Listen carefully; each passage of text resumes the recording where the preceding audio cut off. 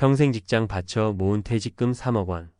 이걸로 번듯한 아파트 한 채 사서 노후 걱정 없이 살겠다. 많은 분들의 꿈일 겁니다.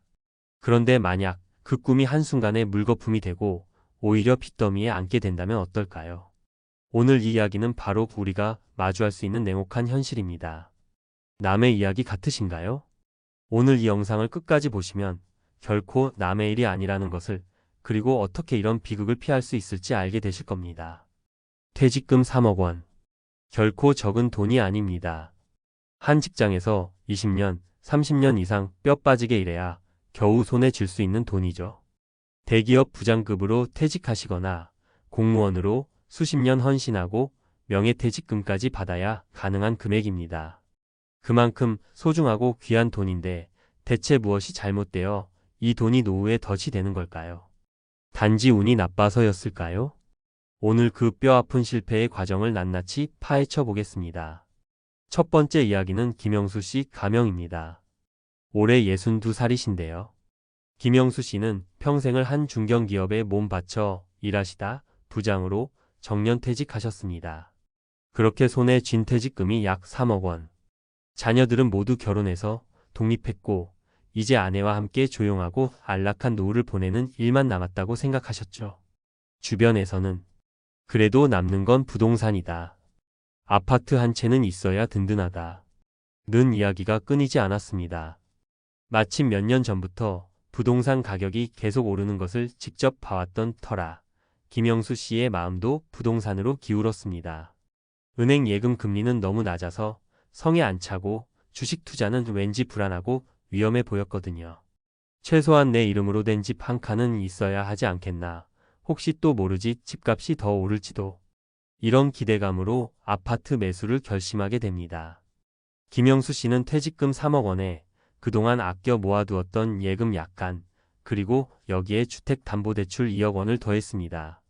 그것도 변동금리로 말이죠. 그렇게 총 5억 원을 마련해서 수도권 외곽 지역에 이제 막 짓기 시작한 신축 아파트 한 30평형 정도 되는 곳을 계약했습니다. 당시 부동산 시장은 여전히 뜨거웠고 분양가도 주변 시세보다 조금 높다는 느낌은 있었지만 에이 지금 아니면 더 오를 것 같아. 이 정도는 괜찮겠지. 하는 조바심에 덜컥 계약서에 도장을 찍으셨습니다. 매수 초기에는 얼마나 좋았겠습니까? 새 아파트에서 아내와 함께 편안한 노후를 보낼 생각에 마음이 부풀었죠. 하지만 그 기쁨도 잠시였습니다. 부동산 시장이 갑자기 얼어붙기 시작한 겁니다. 설상가상으로 기준금리가 무섭게 치솟으면서 변동금리 대출이자 부담이 눈덩이처럼 불어나기 시작했습니다. 처음 계약할 때만 해도 한 달에 80만 원 정도 나가던 이자가 불과 1년 만에 150만 원을 훌쩍 넘겨버린 겁니다. 퇴직 후 고정 수입이라고는 국민연금이 전부인데 숨만 쉬어도 나가는 돈이 이렇게 커져버린 거죠. 엎친 데 덮친 격으로 부동산 시장 침체는 끝이 보이지 않았습니다. 김영수 씨가 그토록 기대했던 새 아파트 가격은 1년여 만에 2억 5천만 원까지 폭락했습니다. 5억 주고 산 집이 반토막이 나버린 겁니다. 이자는 감당하기 힘들 정도로 늘어났는데 집값은 폭락했으니 팔 수도 없는 그야말로 진퇴양난의 상황에 놓인 거죠. 아이고 이자 내고 나면 생활비가 빠듯해. 어디 아프기라도 하면 큰일인데 병원 문턱 넘기도 겁난다. 아내와 마주 앉아 한숨만 내쉬는 날들이 이어졌고 밤에는 잠 못 이루는 날이 허다했다고 합니다. 누가 칼 들고 집 사라고 협박한 것도 아닌데 누굴 탓하겠어. 자책감과 후회로 하루하루가 고통스러웠다고 합니다. 결국 무엇이 문제였을까요? 평생 모은 퇴직금이라는 목돈에 너무 많은 빚, 즉 레버리지를 동원해서 단 하나의 부동산에 몰빵 투자를 한 것이 첫 번째 패착이었습니다. 금리가 오를 때 변동금리 대출이 얼마나 무서운 칼날이 되어 돌아오는지 그 위험성을 너무 쉽게 생각했던 거죠. 그리고 부동산 가격은 영원히 오르기만 할 것이라는 막연한 낙관론에 빠져 시장의 하락 가능성을 전혀 고려하지 않았던 것이 결정적이었습니다. 결국 김영수 씨는 늘어난 이자를 감당하지 못하고 피눈물을 머금고 아파트를 급매로 내놓았습니다. 하지만 반토막 난 가격에도 집은 쉽게 팔리지 않았습니다. 결국엔 경매로 넘어갈 위기에 처했고 평생을 바쳐 모은 퇴직금은 물론 노후의 마지막 보금자리마저 잃을 처지에 놓였습니다. 그 스트레스로 인해 건강까지 크게 상하셨다고 하니 정말 안타까운 사연이 아닐 수 없습니다. 두 번째 이야기는 박선자 씨 가명입니다. 올해 58살이신데요. 박선자 씨는 공기업에서 근무하시다 몇 년 전 명예퇴직을 하셨습니다. 퇴직금으로 2억 5천만 원 정도를 받으셨는데 주변에서 누구는 수익형 부동산으로 월세 받아 잘 산다더라. 아무개는 주식 투자로 재미를 좀 봤다더라. 하는 이야기를 심심찮게 들으셨다고 합니다. 안정적인 은행 예금은 수익률이 너무 낮아 보였고 조금 더 적극적으로 돈을 불려보고 싶다는 욕심이 생겼습니다. 그래서 박선자 씨는 퇴직금 대부분을 과감하게 투자하기로 결심합니다. 문제는 그 투자가 너무나 묻지마 식이었다는 겁니다. 부동산 전문가라고 자칭하는 사람의 말만 철석같이 믿고 한 번도 가보지 않은 생소한 지역의 신축 상가 분양에 덜컥 투자한 것이죠. 이거 사두시면 월세 200만 원은 따박따박 나옵니다. 나중에 시세 차익은 덤이고요. 이런 달콤한 말에 모든 것을 맡겨버린 겁니다. 결과는 어땠을까요? 예상하셨겠지만 처참했습니다. 막상 상가가 다 지어졌지만 주변 상권은 전혀 형성되지 않았고 몇 달이 지나도록 텅텅 빈 공실 상태로 방치되었습니다. 약속했던 월세 200만 원은커녕 매달 꼬박꼬박 관리비와 대출 이자만 빠져나가면서 퇴직금이 빠르게 줄어들기 시작했습니다. 박선자 씨의 실패 요인은 명확합니다. 충분한 시장 조사나 분석 없이 그저 카더라.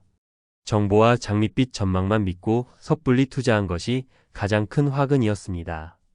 은퇴 자금은 그 어떤 돈보다 안정성이 중요한데 그 특성을 전혀 고려하지 않은 고위험 투자는 결국 실패로 이어질 수밖에 없었습니다.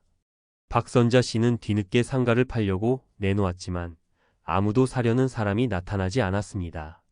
결국 큰 손해를 보고 헐값에 처분할 수밖에 없었고 소중한 퇴직금 대부분을 허공에 날려버린 뒤였습니다. 내가 그때 왜 그런 헛된 말에 속아 넘어갔을까? 땅을 치고 후회했지만 이미 엎질러진 물이었습니다. 노후 생활은 순식간에 막막해져 버렸죠. 여러분, 이 두 분의 이야기 어떻게 들으셨습니까? 정말 남의 일 같으신가요? 왜 이런 안타까운 비극은 계속해서 반복되는 걸까요? 가장 큰 이유는 퇴직금은 목돈이다 라는 환상과 그로 인한 조급증 때문입니다. 평생 만져보지 못한 큰 돈이 갑자기 생기니 이걸 어떻게든 빨리 굴려서 더 큰 돈으로 만들어야 한다는 압박감에 시달리는 거죠. 여기에 수십 년간 우리 머릿속에 박혀있던 부동산 불패 신화에 대한 맹신도 한몫합니다. 과거의 성공 경험에만 기대어 부동산 시장도 언젠가는 하락할 수 있다는 가능성을 애써 외면하는 겁니다. 또한 금리가 오를 때 변동금리 대출이 얼마나 큰 부담으로 돌아오는지 부동산 시장에도 주기가 있어서 오르막이 있으면 내리막도 있다는 기본적인 경제 원리에 대한 이해가 부족한 경우가 많습니다.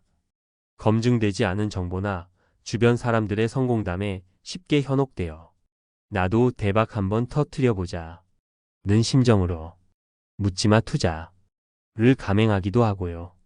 그리고 가장 근본적으로는 은퇴 후 고정 수입이 급격히 줄어드는 냉혹한 현실을 제대로 직시하지 못하고 과거의 씀씀이나 막연한 기대감으로 무리한 대출이나 지출 계획을 세우는 것도 큰 문제입니다.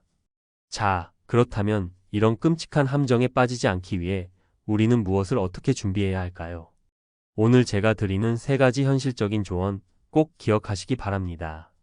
첫째, 퇴직금은 묻어두지 말고 안전하게 지켜라. 입니다. 퇴직금은 불리는 것보다 지키는 것이 100배, 1000배 중요합니다.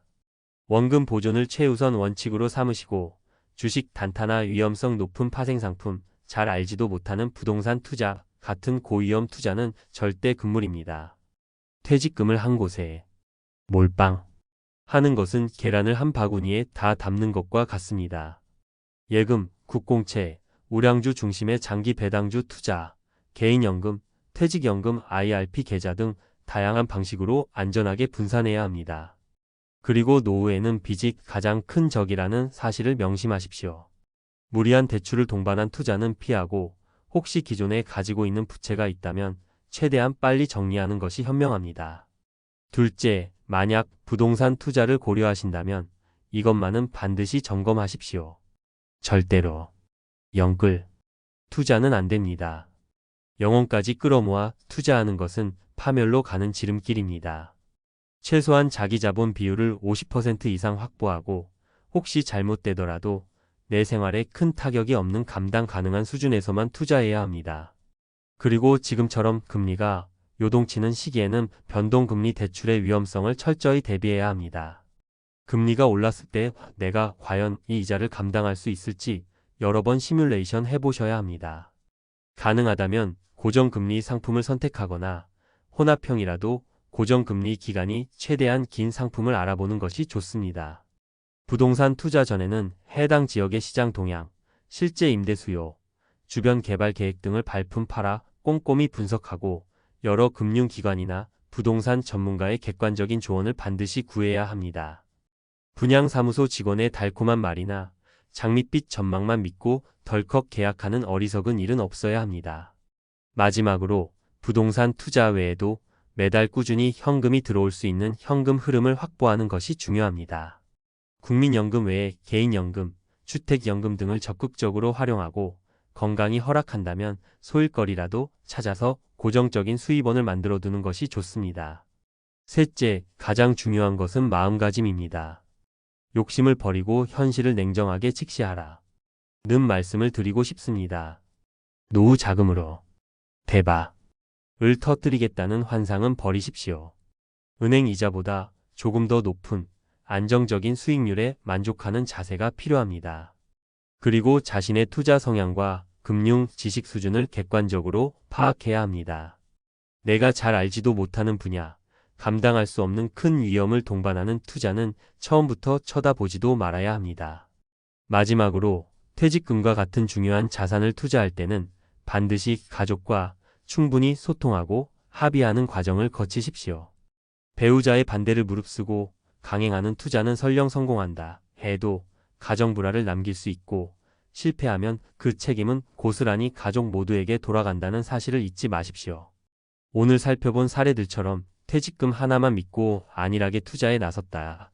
평생 피땀 흘려 일군 소중한 자산을 한순간에 날리고 빚더미에 올라앉는 경우가 우리 주변에 생각보다 많습니다. 준비 없는 퇴직금 투자는 달콤해 보이지만 결국 독이 든 성배와 같습니다. 특히 지금처럼 금리가 불안정하고 부동산 시장의 불확실성이 큰 시기에는 더욱더 신중하고 또 신중해야 합니다. 잠깐의 욕심이나 잘못된 판단이 돌이킬 수 없는 후회와 고통을 가져올 수 있다는 사실을 반드시 명심하셔야 합니다. 하지만 여러분, 너무 절망하거나 두려워하실 필요는 없습니다. 오늘 제가 말씀드린 안타까운 실패 사례와 그 원인, 그리고 구체적인 대비책들을 반면교사로 삼아 미리 알고 철저히 준비한다면 여러분의 소중한 퇴직금을 안전하게 지키고 풍요롭고 안정적인 노후를 만들어갈 수 있습니다. 중요한 것은 나도 저렇게 될 수 있다는 경각심을 갖고 오늘 당장 나의 은퇴 자금 계획을 꼼꼼하게 점검해보는 것입니다. 오늘 이야기가 혹시라도 안일하게 생각했던 여러분의 마음에 찬물을 끼얹는 경험이 되었을지도 모르겠습니다. 하지만 저는 그것이 꼭 필요하다고 생각합니다. 늦었다고 생각할 때가 가장 빠른 때라는 말도 있지 않습니까? 지금부터라도 현명하게 준비하고 신중하게 결정한다면 여러분의 노후는 분명 달라질 수 있습니다. 오늘 이야기가 여러분의 삶의 작은 등불 하나를 밝혀드렸기를 진심으로 바랍니다. 앞으로도 저희 채널은 여러분의 은퇴 후 삶이 더욱 풍요롭고 행복해질 수 있도록 곁에서 힘이 되는 현실적인 조언과 지혜를 전달해드리는 든든한 동반자가 되겠습니다. 오늘 내용이 도움이 되셨다면 구독과 좋아요, 그리고 알림 설정까지 부탁드립니다. 여러분의 관심과 응원이 저희에게는 큰 힘이 됩니다. 다음 시간에는 더욱 유익하고 깊이 있는 이야기로 다시 찾아뵙겠습니다. 끝까지 시청해 주셔서 진심으로 감사합니다.